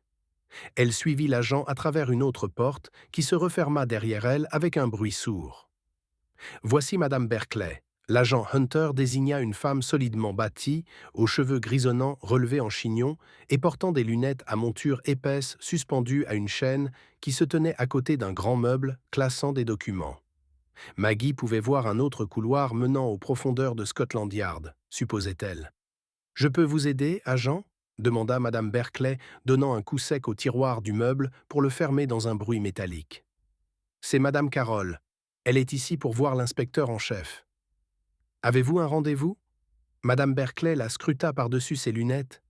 L'agent Hunter s'agitait inconfortablement à côté de Maggie. Robert m'attend, dit Maggie délibérément, en observant la femme plus âgée froncer les sourcils avec agacement à l'utilisation du prénom de Delaney. Elle se demanda si c'était son accent irlandais ou l'infraction perçue à la procédure qui avait le plus irrité l'autre femme. Avant que Madame Berkeley ne puisse dire un mot de plus, la porte derrière son bureau s'ouvrit brusquement. « Vous êtes venu. Je savais que vous viendriez, » dit Delaney en souriant. « Venez dans mon bureau. Agent Hunter, vous aussi. Madame Berkeley, veuillez nous apporter du thé. Et utilisez la belle porcelaine, ajouta-t-il. Maggie sourit intérieurement en voyant Madame Berkeley se raidir lorsqu'elle passa devant son bureau. Elle pouvait presque sentir le regard désapprobateur la suivre dans le couloir jusqu'à ce que Delaney s'arrête devant une porte de bureau, l'ouvre et se recule pour la laisser entrer. « Asseyez-vous, asseyez-vous. » Delaney désigna une chaise d'apparence inconfortable face à un bureau encombré de dossiers et de débris divers. Il tint la porte ouverte pour l'agent Hunter avant de la fermer et de prendre place derrière son bureau. « Je vois que vos compétences administratives ne se sont pas améliorées au cours des 20 dernières années, inspecteur en chef. Robert, s'il vous plaît. » L'agent Hunter se dandina maladroitement derrière Maggie, tandis qu'elle s'installait du mieux qu'elle pouvait dans l'unique chaise. « Agent, pourriez-vous aller chercher les dossiers de l'affaire, s'il vous plaît, et prenez une autre chaise pour vous. »« Oui, monsieur. » L'agent quitta le bureau de sa démarche cahoteuse. « Blessé pendant la guerre ?» demanda Maggie en regardant le policier s'éloigner. « Il a perdu un pied. C'est un bon élément. Et pour l'instant, il constitue l'intégralité de mon service. » Maggie haussa les sourcils. « Mon Dieu, pas étonnant que vous gratte le fond du baril pour trouver de l'aide, Robert. »« Écoutez, Maggie. » Delaney commença à parler, mais la porte du bureau s'ouvrit, et Madame Berkeley entra d'un pas décidé, un air triomphant sur le visage. « Le commissaire divisionnaire Charles Walden souhaite vous voir, » annonça-t-elle avec emphase, comme si elle présentait la tête d'affiche d'un spectacle du West End. La voix de baryton du commissaire divisionnaire arriva dans le bureau une fraction de seconde avant lui. « Alors, Bob, mon vieux, c'est quoi cette histoire de civil ? » ?»« Oh, excusez-moi, madame. » Delaney se leva. Maggie décida de rester assise. « Commissaire divisionnaire, permettez-moi de vous présenter Madame Margaret Carroll, anciennement Margaret McVeigh et membre des forces de renseignement britanniques jusqu'en 1921. »« 1920, » corrigea Maggie en souriant et en hochant la tête vers le commissaire divisionnaire, dont la bouche était restée ouverte. « Oui, enfin, elle a servi à mes côtés pendant cette vilaine escarmouche en Irlande, et sans elle, eh bien, je ne serais pas là. » Maggie se leva et tendit la main. « Ravi de vous rencontrer, commissaire divisionnaire. Je crois que vous pouvez toujours demander mon dossier personnel. Enfin, si vous avez l'habilitation nécessaire. » Le commissaire divisionnaire se reprit rapidement et soutint le regard de Maggie un instant. Il hocha ensuite la tête, comme pour marquer son approbation. « Ce ne sera pas nécessaire, Madame Carroll. Bienvenue parmi nous. Nous apprécions votre aide. » Delaney intervint. « Je ne fais que réfléchir de manière créative, monsieur. »« Tout à fait. »« Bien, nous allons vous laisser travailler alors. » Walden recula hors du bureau, suivi d'une Madame Berkeley penaude, mais pas avant que Delaney ne lui rappelle d'apporter un plateau de thé. Lorsque la porte du bureau se referma enfin, Maggie regarda Delaney et rit. « Je ne crois pas que votre Madame Berkeley m'ait prise en affection, » remarqua-t-elle. Elle siffra. Delaney fit une pause, mais assez de ces bêtises. « Comment va Bernadette ?»« Je dirais qu'elle est encore sous le choc, » dit Maggie en choisissant soigneusement ses mots. « Je ne suis pas sûr qu'elle m'ait tout dit sur ce qu'elle sait à propos de Phyllis Heaton. »« J'ai eu la même impression. Pouvez-vous la faire se confier ?»« Je pense que oui. Elle a besoin d'un peu de temps, mais c'est une bonne fille. Elle est honnête. Malheureusement, le temps nous est compté. » Delaney soupira. « Si j'ai raison, et qu'il s'agit du même tueur pour les 3 femmes, alors il ne faudra pas longtemps avant que nous ayons un autre meurtre sur les bras. » 3. Avant que Delaney ne puisse répondre, l'agent Hunter poussa la porte, tenant maladroitement un plateau de thé et 3 dossiers en papier Kraft. Maggie sauva le plateau et versa 3 tasses pendant que l'agent partait à la recherche d'une autre chaise. « Alors, Robert, dites-moi tout. » Sans un mot, Delaney lui tendit les dossiers et attendit. Maggie lut attentivement chaque dossier. Cela faisait longtemps qu'elle n'avait pas eu à absorber et analyser autant d'informations, et son cerveau semblait lent. comme si ses pensées se déplaçaient dans de la mélasse. Puis-je emprunter un carnet? Delaney lui en poussa un vers elle avec un stylo. Laborieusement, Maggie commença à noter les similitudes. Toutes des jeunes femmes. Toutes avaient un emploi. Toutes tuaient la nuit. Toutes étranglées, mais pas d'autres agressions ni de vols. Toutes dans des endroits éloignés de leurs itinéraires ou routines habituelles. Toutes célibataires. Pas de petits amis. L'agent Hunter était revenu avec une chaise, et lui et Delaney écoutaient attentivement Maggie lire sa liste. Elle pouvait voir à leurs expressions qu'elle n'avait fourni aucun nouvel élément. Elle soupira et rendit le carnet à Delaney. « Je suis désolé, je manque simplement de pratique. Il y a quelque chose, mais j'ai l'impression que ça m'échappe. Et bien sûr, les enquêtes pour meurtre ne faisaient pas partie de mes missions en Irlande. » Delaney hocha la tête et Maggie put voir sa déception. « Il nous faut plus d'informations, Robert. Il manque quelque chose qui indique la motivation du tueur. Il ne les a pas volés et il ne les a pas agressés. Mais ces meurtres n'étaient pas aléatoires à cause de l'endroit où il les a tués. Vous pensez qu'elles ont été attirées?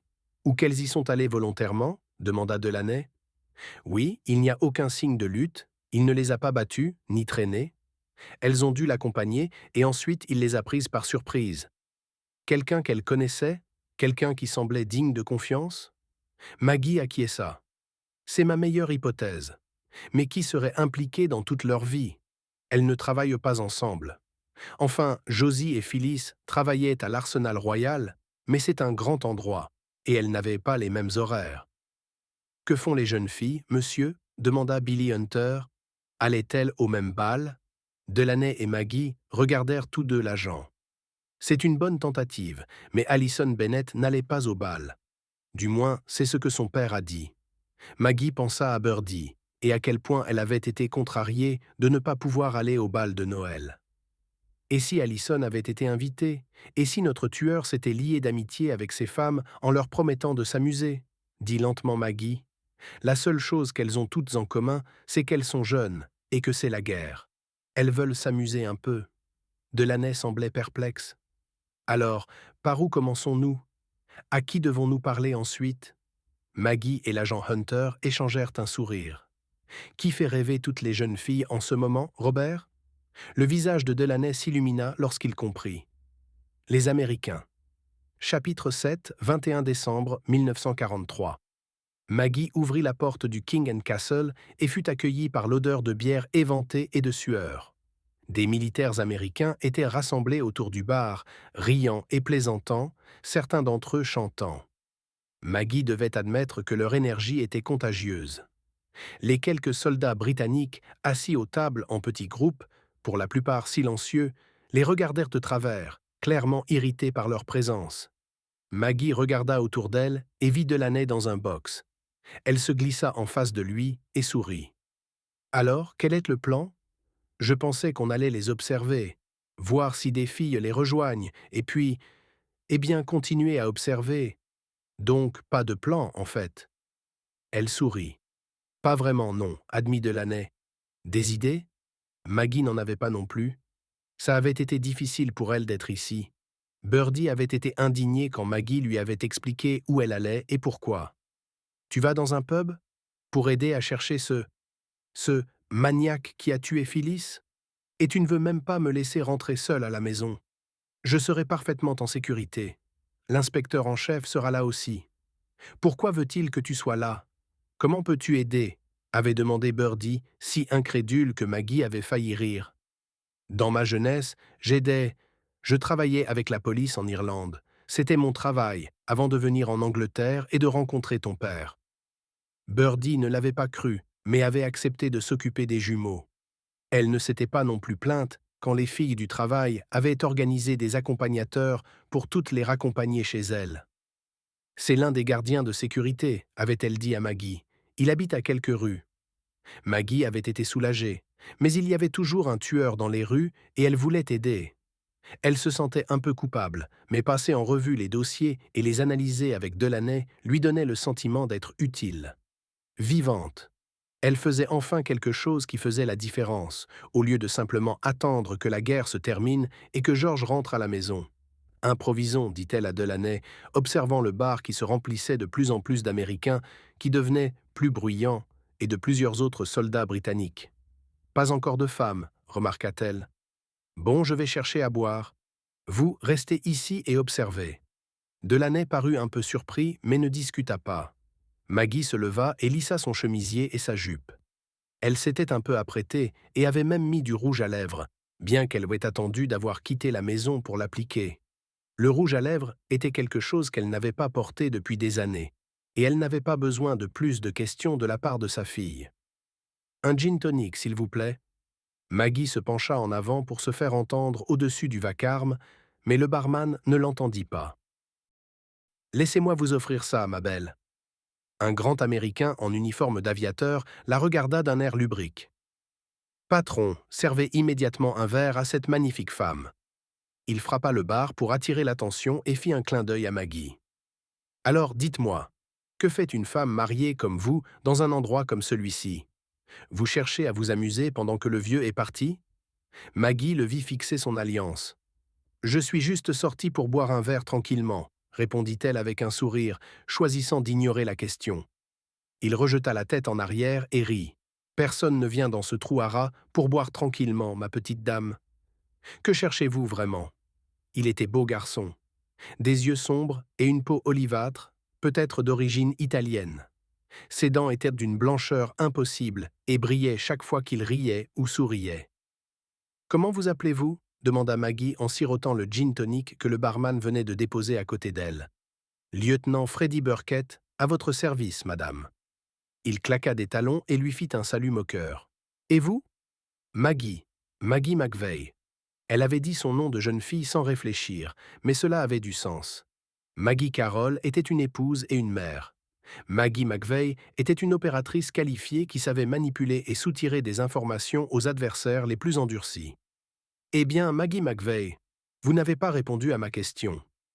Que cherchez-vous dans un endroit comme celui-ci » Il se rapprocha, son visage si près qu'elle pouvait sentir son haleine. Il buvait du whisky, de la mauvaise qualité, et elle recula légèrement la tête, s'éloignant de l'odeur aigre. « Je cherche quelqu'un qui connaissait mes amis, » dit-elle doucement, décidant d'aller droit au but avec ses questions. « Vos amis? Et qui pourraient-elles être ?» Il semblait amusé. « Deux jeunes femmes. L'une s'appelait Josie et l'autre Phyllis. Elles sont peut-être venues dans ce pub. Vous vous souvenez d'elles? Eh bien, Maggie McVeigh, je connais beaucoup de filles. Josie et Phyllis étaient-elles du genre à aimer s'amuser? Parce que ce sont les filles dont j'ai tendance à me souvenir. » Son ton était maintenant moqueur et sa voix plus forte. « Et pourquoi les cherchez-vous, Maggie McVeigh? Ont-elles disparu ?»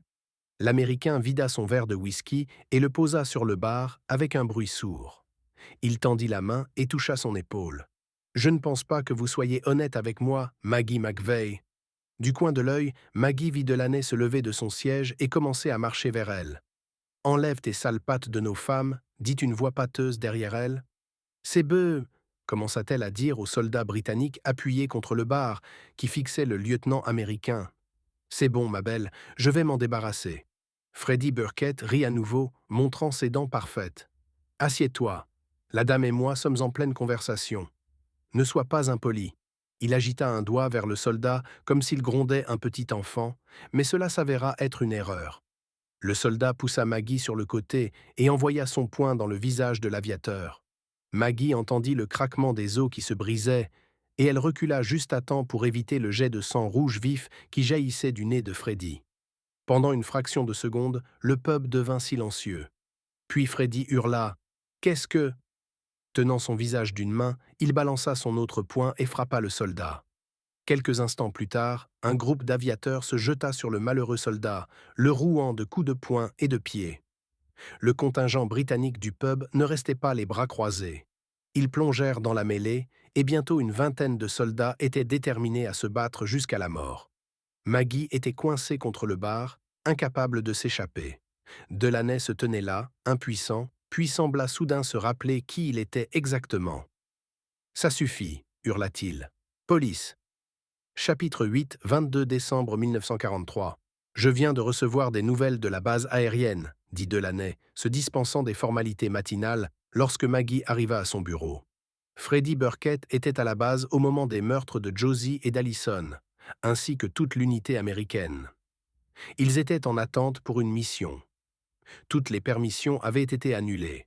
Donc, comme nous savons que c'est le même homme qui a tué les trois, les Américains sont hors de notre liste de suspects.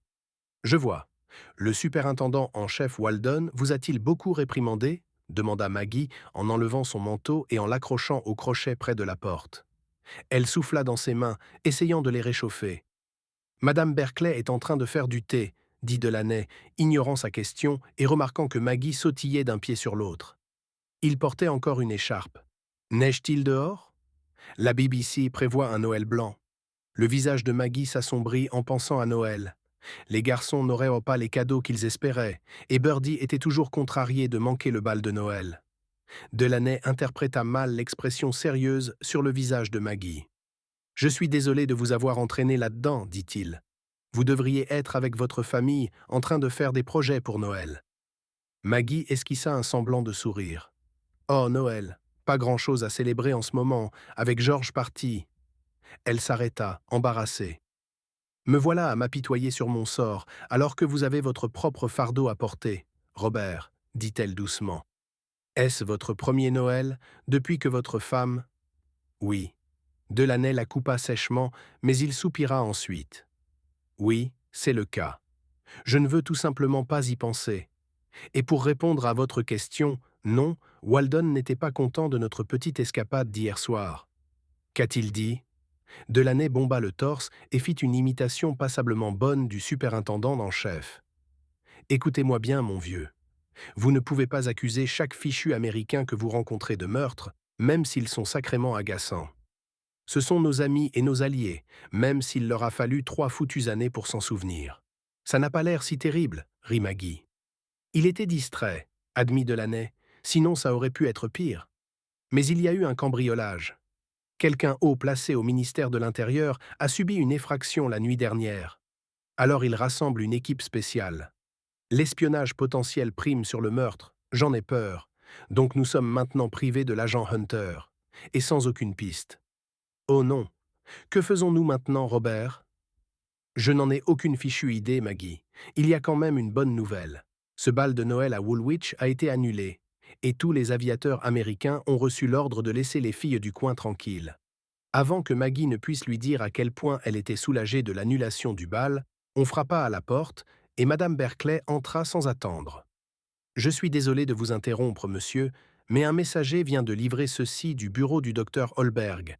Il dit que c'est urgent, et il vous présente ses excuses. » Ses excuses? Delaney tendit la main vers l'enveloppe Manila que Madame Berkeley tenait. Qu'a-t-il à se faire pardonner, je me le demande? Je n'en ai aucune idée, monsieur. Madame Berkeley regarda Maggie. Madame Carroll, vous avez l'air gelée. Je vais vous apporter du thé tout de suite. Maggie leva les sourcils vers Delaney, sur le point de commenter le changement d'attitude de Madame Berkeley, mais son expression lui indiqua que le message du docteur Holberg venait de tout changer. Mademoiselle Turner? Maggie sourit au visage pâle qui apparut après qu'elle eut frappé à la porte avec le heurtoir en laiton. La maison d'Evelyn Turner, une élégante terrasse victorienne, était située en bordure de Plumstead Common, une belle rue résidentielle de maisons mitoyennes, toutes avec des marches bien polies et des portes fraîchement peintes. Oui, qui êtes-vous? Emily Turner portait tous les signes extérieurs du chagrin. Ses yeux étaient enfoncés et cernés de rouge, et ses cheveux négligés avaient un aspect graisseux et pendaient autour de son visage pâle. « Je suis Maggie Carroll, je travaille avec la police. » Maggie fit un geste vers la Wolseley noire, garée devant la maison, et l'inspecteur en chef Delaney leur fit un signe de la main depuis la fenêtre. L'inspecteur en chef a pensé que vous seriez plus à l'aise si nous discutions toutes les deux. Vous savez, de femme à femme. Emily Turner examina Maggie de haut en bas, d'un air suspicieux. Vous savez quelque chose sur la mort de ma mère? Ce n'était pas un suicide? Elle semblait sur le point d'éclater en sanglots, alors Maggie répondit rapidement « Non, Emily, ce n'était certainement pas un suicide. » Si je pouvais entrer pour en discuter... Emily ne bougeait toujours pas, alors Maggie poursuivit. « Voyez-vous, je suis aussi catholique. Je sais à quel point il est important pour vous d'enterrer votre pauvre mère. Si nous pouvions avoir cette petite conversation, Nous pourrons régler les formalités officielles et vous pourrez contacter votre prêtre dès que possible. » Une larme solitaire coula sur le visage d'Émilie. « Vraiment ?» murmura-t-elle. « Est-ce vrai ?»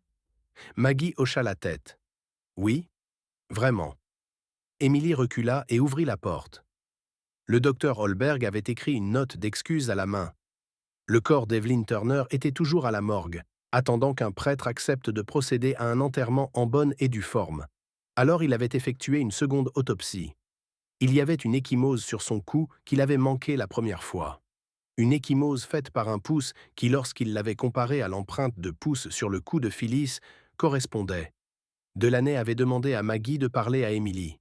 « Elle pourrait s'ouvrir à vous », avait-il dit. « Elle se sent probablement déçue par la police. »« Par moi », ajouta-t-il tristement. Emily Turner conduisit Maggie dans un salon et lui offrit un siège sur un fauteuil à oreilles rigides. Elle s'assit sur un fauteuil identique face à Maggie. « Voulez-vous du thé » demanda-t-elle sans enthousiasme. « Non. Laissez-moi vous dire ce que la police a découvert, » dit Maggie, et elle lui parla de la nouvelle autopsie aussi délicatement que possible, puis attendit qu'Émilie éclate en sanglots. « Je savais qu'elle ne s'était pas suicidée, » murmura Émilie quand elle réussit à se ressaisir. « Elle ne m'aurait jamais abandonnée. »« Elle devait être une mère merveilleuse, » dit doucement Maggie, en tendant la main vers Émilie. « Je suis tellement désolée que vous l'ayez perdue. Je suis ici pour vous demander votre aide. » Maggie expliqua les 3 autres meurtres et les yeux d'Émilie s'écarquillèrent. « Oh mon Dieu » halta-t-elle, « si la police m'avait cru !» Sa voix se brisa. Maggie hocha la tête. « Une erreur tragique, Émilie, et nous ne pouvons pas laisser cela se reproduire. Voulez-vous m'aider » Émilie haussa les épaules. « Je ne sais pas comment je peux aider. »« Parlez-moi de votre mère, » suggéra Maggie. « Elle travaillait, n'est-ce pas ? Que faisait-elle et aimait-elle son travail ? Elle était gouvernante et elle adorait ça. Le salaire n'était pas mauvais, mais elle aimait les gens qui travaillaient dans la maison. Elle était maternelle envers tout le monde. Tout le personnel m'a envoyé une carte. C'était très gentil de leur part. Y avait-il quelqu'un qu'elle n'aimait pas? Quelqu'un avec qui elle aurait pu se disputer? Demanda Maggie. Émilie secoua la tête. Personne. Elle aidait tout le monde, même. Elle s'arrêta. Même, l'encouragea Maggie. Il y avait ce garçon, c'était un homme à tout faire, et personne ne l'aimait parce qu'il était irlandais. Oh, désolé. Sa main vola vers sa bouche, ses yeux écarquillés d'horreur en réalisant ce qu'elle venait de dire. Je ne voulais pas être grossière. Ce n'est rien, la rassura Maggie. Votre mère, elle aidait ce garçon? Émilie hocha la tête. Elle l'aidait beaucoup, et il nous aidait parfois. Il a livré du charbon supplémentaire ici une fois, je crois. Mais il n'a pas signé la carte de condoléances avec le reste du personnel. C'était étrange. Tu as son nom? Où tu l'as rencontré? Je ne l'ai jamais rencontré. Il ne venait à la maison que lorsque j'étais au travail, et je ne me souviens plus de son nom maintenant. Nous allons vérifier ça, Émilie. Et les employeurs de votre mère? Demanda Maggie, changeant de sujet. Oh, ils aimaient beaucoup ma mère. Ils lui faisaient confiance. Monsieur Bannerman travaille pour le gouvernement. Ma mère disait toujours qu'elle avait l'impression de faire sa part pour la guerre, en s'assurant qu'un homme important comme lui soit bien pris en charge. Maggie sentit quelque chose remuer au fond de son esprit. Pourquoi était-ce important? Elle décida de continuer. Je sais que c'est difficile, Émilie, mais j'aimerais que vous me racontiez le moment où vous avez trouvé votre mère. Commencez par votre arrivée à la maison. Avez-vous remarqué quelque chose d'inhabituel? Ses chaussures et son manteau, répondit immédiatement Émilie. La porte d'entrée était déverrouillée et la lumière était allumée dans le couloir, mais les chaussures et le manteau de maman n'étaient pas à leur place habituelle, et elle était très pointilleuse là-dessus. Elle n'aimait pas quand je ne rangeais pas mon manteau ou que mes chaussures étaient en désordre. Continuez, vous nous aidez beaucoup, Émilie, l'encouragea Maggie. Alors je me suis dit, peut-être que maman était ressortie, mais elle fermait toujours la porte à clé, même si elle n'allait que chez la voisine. Donc je suis montée à l'étage, la voix d'Émilie faiblit. Et je l'ai trouvée, elle était pendue et elle portait encore son manteau et ses chaussures. Émilie baissa à nouveau la tête, luttant cette fois-ci pour retenir ses larmes. « C'est bon, Émilie. Ça a dû être un choc terrible. Juste une dernière question. Savez-vous s'il manque quelque chose dans la maison? Quelque chose de valeur? » Oui. Émilie releva brusquement la tête. Je l'ai dit au policier quand il est venu. Les clés de ma mère ont disparu. Ces clés? Comment le savez-vous? Elle les portait toujours sur une chaîne autour du cou. Elle gardait aussi les clés de M. Bannerman sur la même chaîne. Elles n'étaient pas là quand je l'ai trouvée. Je l'ai dit au policier et il a suggéré qu'elle les avait peut-être laissées au travail. Mais c'est impossible.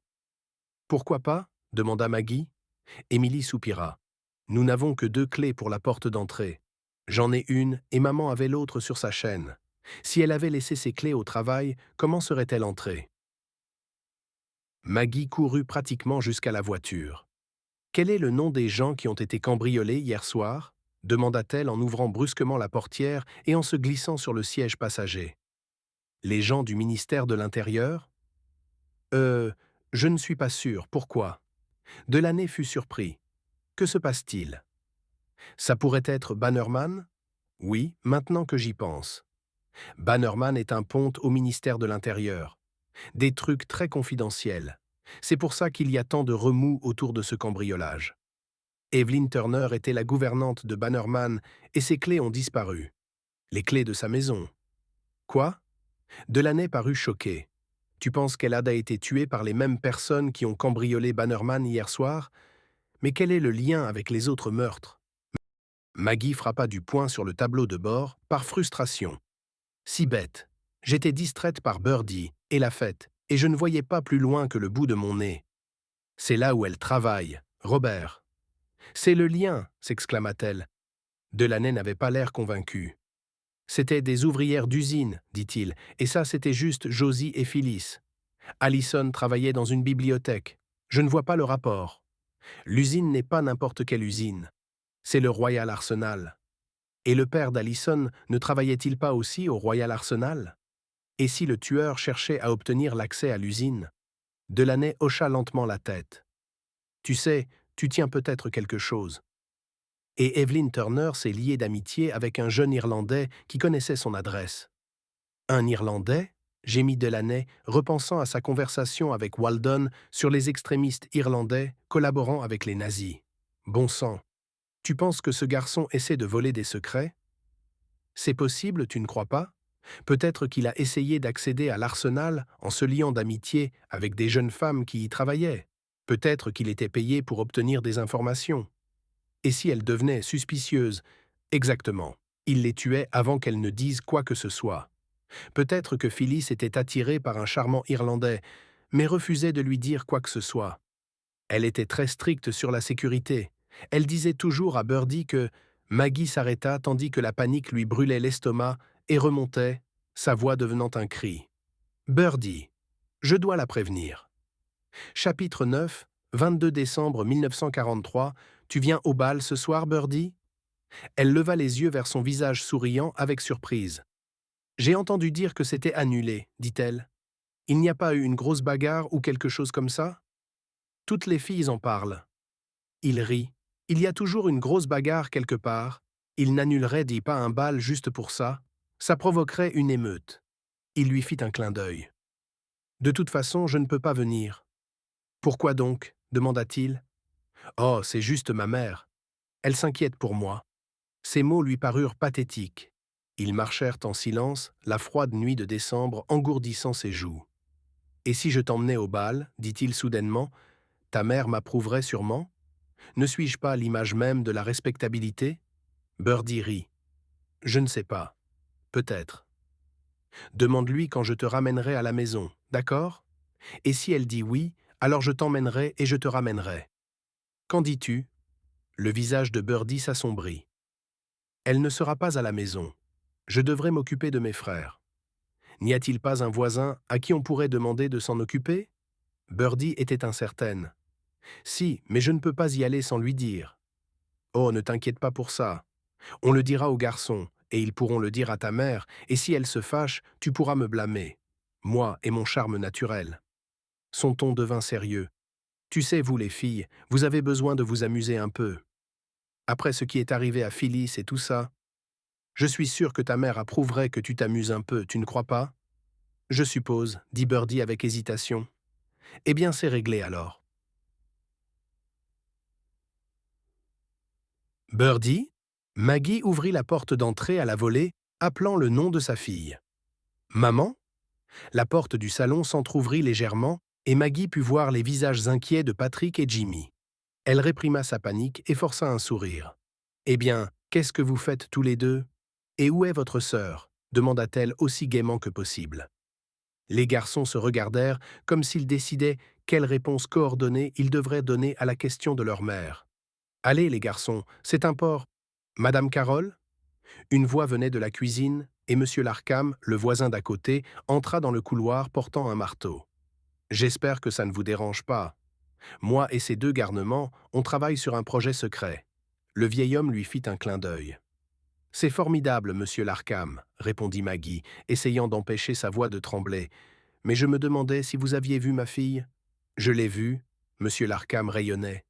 « Et c'est une belle jeune femme, tout à votre honneur. »« Monsieur Larkham, c'est important que je la trouve.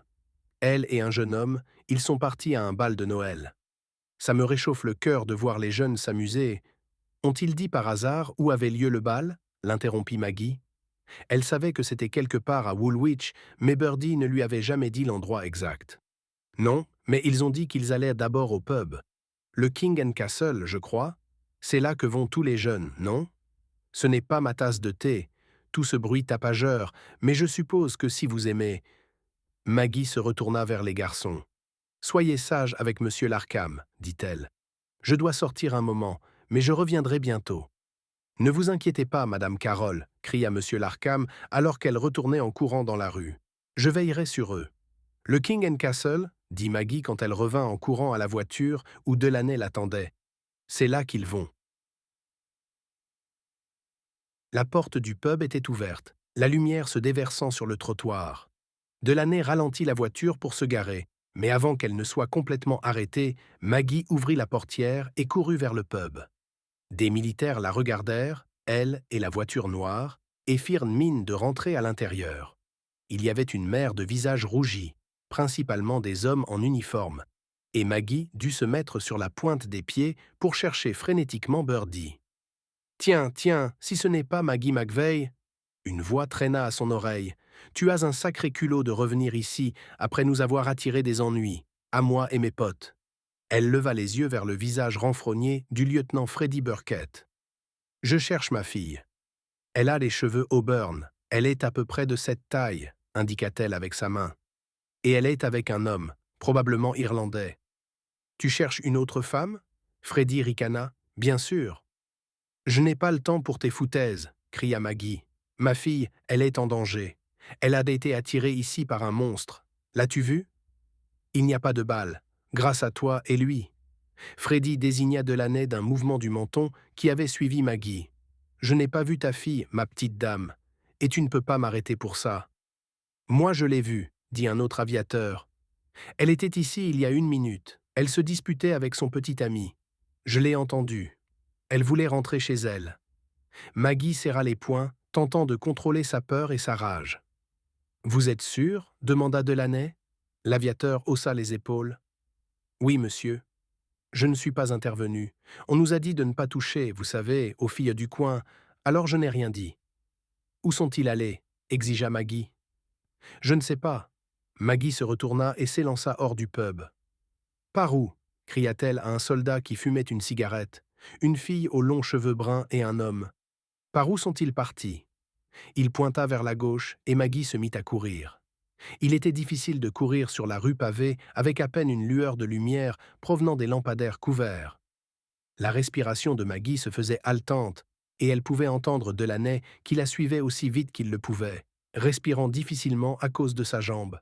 La rue était vide, sans personne à qui demander s'ils avaient en vue Birdie, alors elle continua à courir, ne ralentissant que pour regarder lorsqu'elle passait devant une ruelle ou une rue transversale. Ses jambes lui semblaient lourdes comme du plomb et ses poumons la brûlaient. Elle n'avait pas couru comme ça depuis des années, mais elle se força à continuer. Puis, au loin, elle vit une ombre, ou du moins, elle crut en voir une. « Birdie !» cria-t-elle. « J'arrive. » L'ombre se déplaça plus vite, et pendant une fraction de seconde, elle passa sous un réverbère, et Maggie put voir qu'il s'agissait de Birdie se débattant avec un homme. Elle poussa ses jambes plus fort, mais avant qu'elle ne puisse les rattraper, elle entendit un grognement et fut déséquilibrée. Elle trébucha et lutta pour rester debout, mais réussit à garder l'équilibre. Puis elle entendit à nouveau des pas. Quelqu'un qui courait. Était-ce Delaney? Non, il était à plusieurs mètres derrière elle. Birdie s'était-elle libérée? Confuse, Maggie se précipita vers l'endroit où elle avait vu Birdie pour la dernière fois. Sur la droite se trouvait une ruelle, et elle pouvait entendre des grognements puis un cri. « Birdie !» cria Maggie, incapable de voir quoi que ce soit dans l'obscurité. Elle se dirigea vers les bruits, une main sur un mur humide, pour éviter de trébucher et de tomber. Après quelques instants frustrants, les yeux de Maggie s'habituèrent à l'obscurité. Elle put voir Birdie se débattre pour se libérer de l'homme qui la tenait par la gorge. « Laissez ma fille tranquille, » dit Maggie, maintenant assez proche pour baisser le volume de sa voix. Elle essaya de paraître calme et ferme. « La police est en route. »« Laissez-la, mon garçon, » fit la voix rauque de Delaney à travers l'obscurité. « C'est fini. Nous savons que vous avez tué les autres. Alors ne rendez pas les choses pires pour vous. Lâchez-la. » L'homme eut un petit rire et serra plus fort le cou de Birdie. « Si vous savez tout, dit-il, ça n'a plus d'importance, n'est-ce pas? Même si je la laisse partir, vous me pendrez de toute façon. Alors pourquoi ne pas me laisser partir avec la fille, et peut-être que je la laisserai vivre? Ne lui faites pas de mal, supplia Maggie. Prenez-moi à sa place, s'il vous plaît. Je viendrai avec vous. Je connais des secrets, j'en connais beaucoup. Je vous dirai tout ce que vous voulez. J'ai travaillé pour les services de renseignement britanniques à Dublin. L'homme rit à nouveau. Eh bien, j'ai la fille d'une traître, n'est-ce pas? Encore mieux. Il se tourna légèrement, traînant Birdie avec lui. Laissez-moi vous regarder, que je puisse revenir vous tuer aussi. Delaney dit. Ne soyez pas stupide, mon gars. Laissez. Soudain, Maggie sentit un souffle d'air alors que quelque chose passa près de sa tête. La tête de l'homme fut projetée en arrière lorsque l'objet s'écrasa sur son crâne. Birdie hurla et l'homme desserra son étreinte et tomba. Birdie, oh mon Dieu, Birdie! Maggie saisit sa fille et la serra fort contre elle, tandis que Birdie sanglotait. Je suis tellement désolé, maman. Delaney s'approcha en boitant de l'homme qui gisait sur le dos, immobile. Une brique, dit-il avec étonnement en se penchant sur l'homme à terre. Quelqu'un a lancé une brique. Ce n'était pas vous? Demanda Maggie, ses bras toujours serrés autour de Birdie. Non, madame, dit une voix traînante familière dans l'obscurité. C'était moi. Lieutenant Burkett? Dit Maggie avec stupéfaction. Vous avez lancé la brique? Maintenant, elle savait qui elle avait entendu courir. Oui, madame. Maintenant, votre fille va-t-elle bien? Il semblait sincèrement inquiet en sortant de l'ombre. C'était un tir impressionnant, mon garçon, dit Delaney en boitant pour revenir. Il est complètement assommé. Vous auriez pu toucher Birdie, lâcha Maggie. Non, madame. J'étais le lanceur le plus rapide en 1938 et 39 pour les Cardinals de Saint-Louis, avant cette foutue guerre. Je touche toujours ce que je vise. J'aurais pu devenir une star du baseball si je ne m'étais pas engagé dans vos satanées bêtises. Il rit. Si vous me pardonnez mon langage. C'était incroyable, dit Delaney. Je n'ai pas perdu la main, monsieur. Il y a peut-être encore une chance pour moi, qu'en pensez-vous? Delaney dit lentement. Vous avez sauvé cette jeune femme. C'est tout ce que je sais, mon garçon. Maintenant, qu'est-ce que c'est que le baseball? Chapitre 10. Jour de Noël, 1943. Je ne comprends pas, dit Delaney. Ça ressemble un peu au cricket, mais vous courez en cercle? Delaney et le lieutenant Freddie Burkett étaient assis aux extrémités de la table de cuisine de Maggie, tous deux à des places d'honneur. Freddie avait charmé les garçons avec des histoires de combats aériens héroïques et confondait Delaney avec son explication du sport américain qu'était le baseball. Delaney secoua la tête. « Ça a l'air bien plus compliqué que le cricket, » marmonna-t-il, « et je n'ai jamais compris ce fichu jeu non plus. » Eh bien, peu importe que ce soit comme le cricket ou non, nous sommes juste heureux que Birdie soit en sécurité. Et que vous soyez tous ici avec nous, en ce jour de Noël, dit Maggie de l'autre côté de la table. Merci de m'avoir invité, madame, dit le lieutenant Burkett. C'est la première fois que je mange un repas fait maison depuis que je suis arrivé ici. Et je suis vraiment content que Birdie soit saine et sauve. Birdie rougit. Elle avait quelques ecchymoses et était allée à l'hôpital après son épreuve, mais insistait sur le fait qu'elle allait bien, reprenant même le travail pour le service de la veille de Noël. Delaney l'avait interrogé sous l'œil vigilant de Maggie et du commissaire divisionnaire Waldon. Birdie n'avait pas grand-chose à leur dire. Son agresseur est maintenant meurtrier avoué. Connor Byrne, bien que Waldon fût certain que ce n'était pas son vrai nom, avait commencé à travailler comme agent de sécurité à l'Arsenal Royal quelques semaines plus tôt. Le timing coïncidait avec le meurtre d'Evelyn Turner. Delaney et Waldon avaient reconstitué la plupart des éléments. Après que Byrne ait tué Josie, Allison et Phyllis, il cherchait clairement à trouver une autre victime, prête à lui donner des informations sur la production de munitions, et il a jeté son dévolu sur Birdie. Il lui a proposé de la raccompagner chez elle et l'avait persuadée d'aller au bal de Noël, la convainquant qu'il avait lieu malgré son annulation. Lorsqu'ils sont arrivés au King and Castle, il a commencé à lui poser des questions sur son travail, sur ce qu'il faisait, si elle le laisserait entrer par la porte de service de l'usine. Il voulait juste voir, pour pouvoir postuler dans le même service que Birdie.